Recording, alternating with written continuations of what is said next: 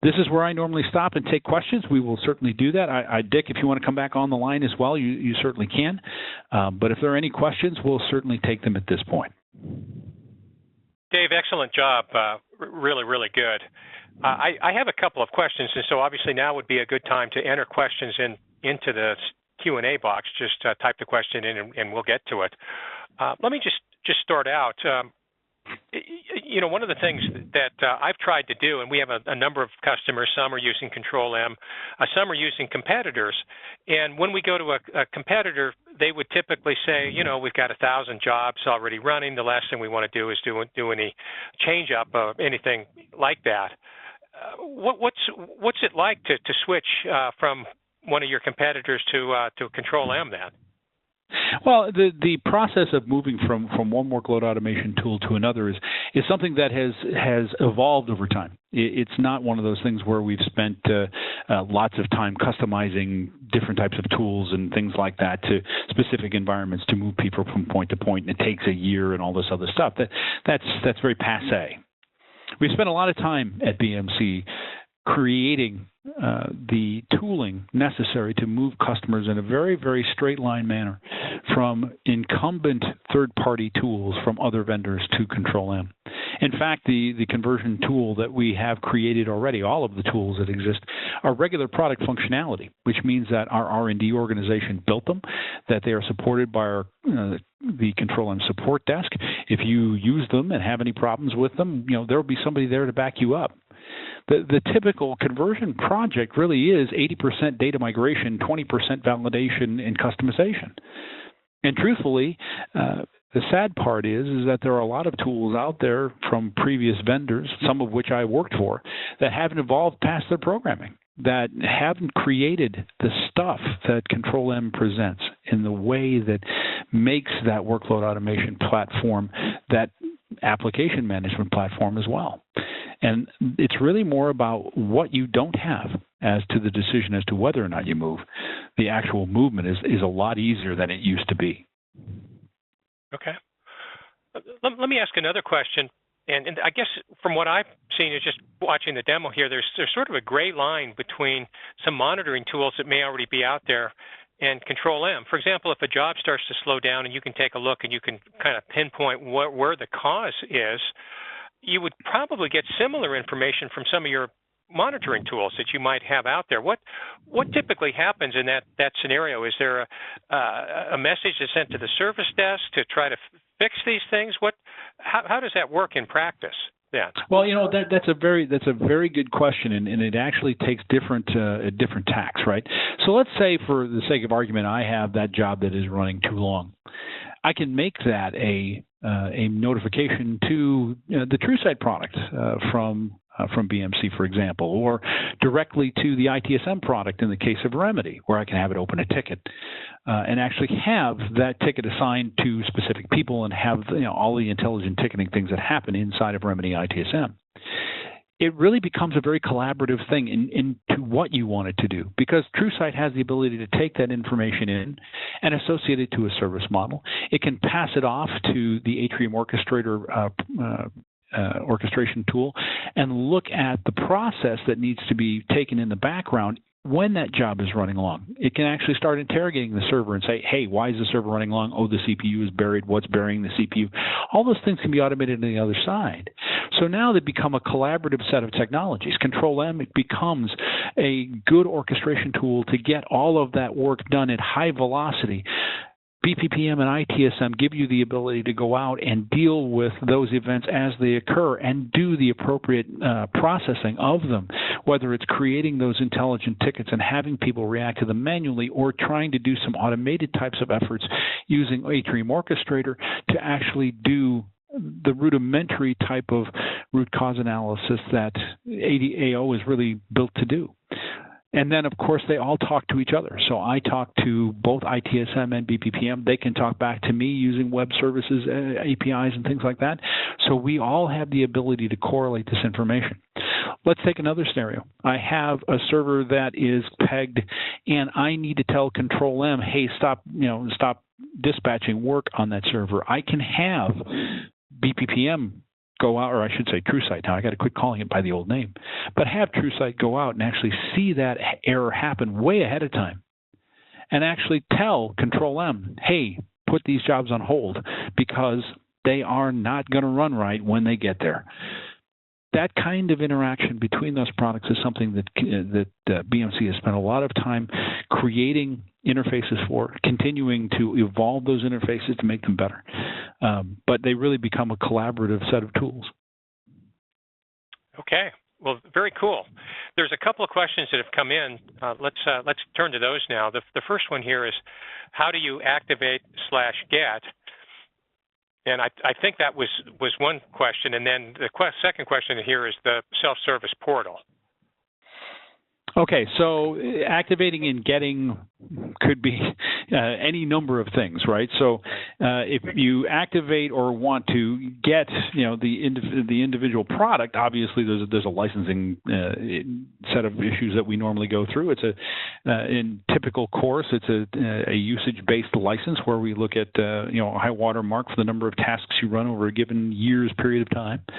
For getting the actual components, if you are a Control M customer, depending on how your license is built, those things should be available to you on the support portal through the electronic product download section, and you should be able to go ahead and grab whatever control module you currently are licensed for. If you're on, or if you have a license from BMC, which is the newer licensing concept called Simplified, all of the control modules that we've alluded to in this webinar are already available for you. You just have to download them, install them, and configure them.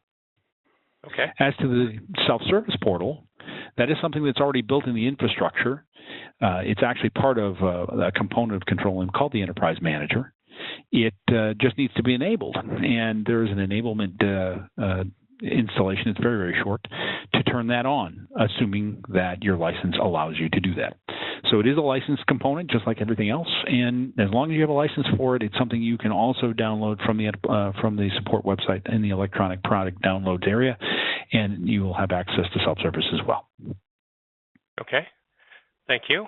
The next question is this version dependent for PeopleSoft? If so, what version?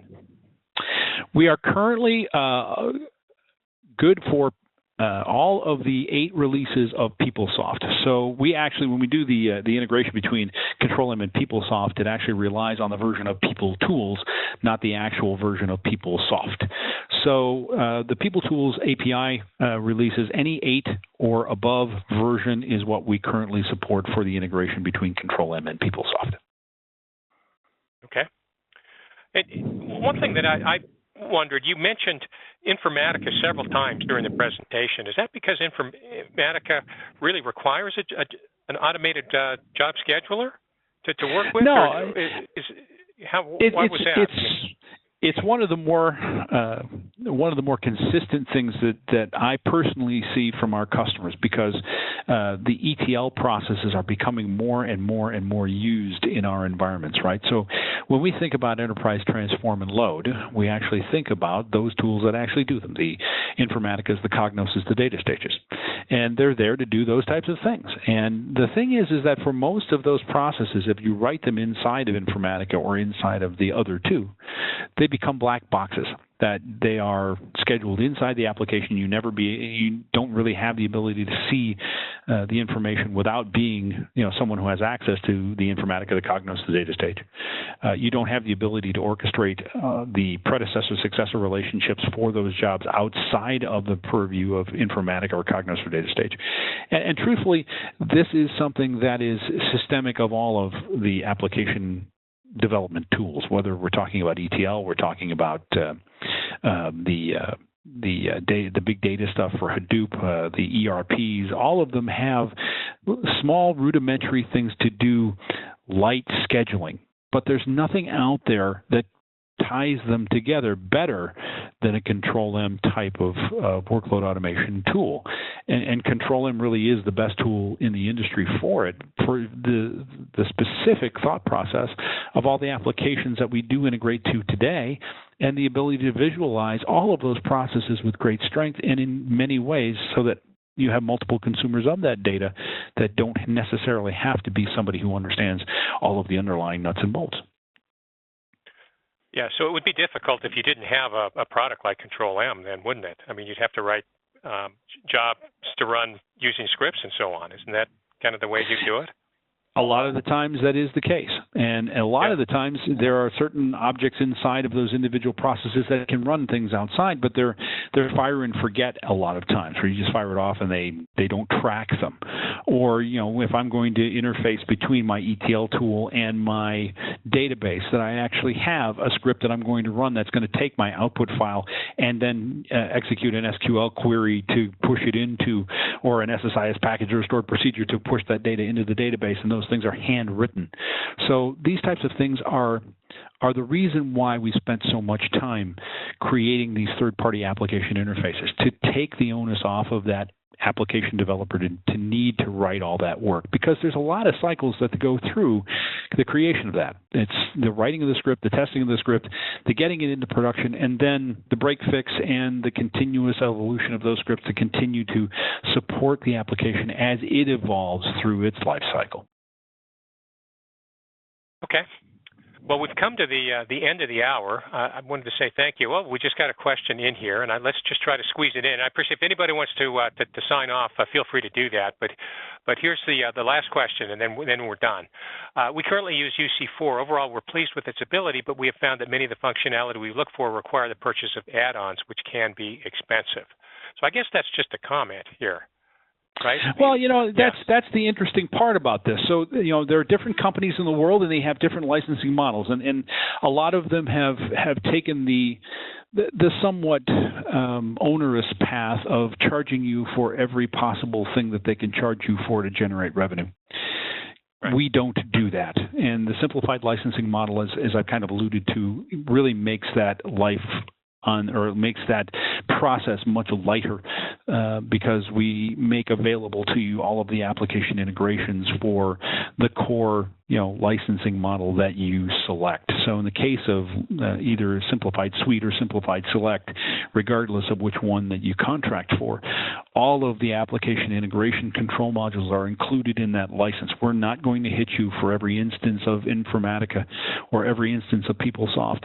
We're going to just make sure that we set up the license so that you can run the product the right way, have it evolve the way you need it to evolve, and not have to come to me every time and ask me for something and I send you a bill. That's not the way we do licensing at BMC. That doesn't make us a good partner if we were to do that. And it's probably one of the reasons why we've had a lot of people leave the UC4 family and come to Control-M. I see. Okay, so you're not going to get a bill at the end of the year. It's going to surprise you. Okay. Yeah, no, we try not to do that. I mean, that's why we look at a usage-based model. It makes it a lot easier for everybody to manage how they do things, because we know IT infrastructure change. We know that people leave Informatica to Cognos and all that other stuff. You shouldn't have to come to me, ask me for something, and I have my hand out every time.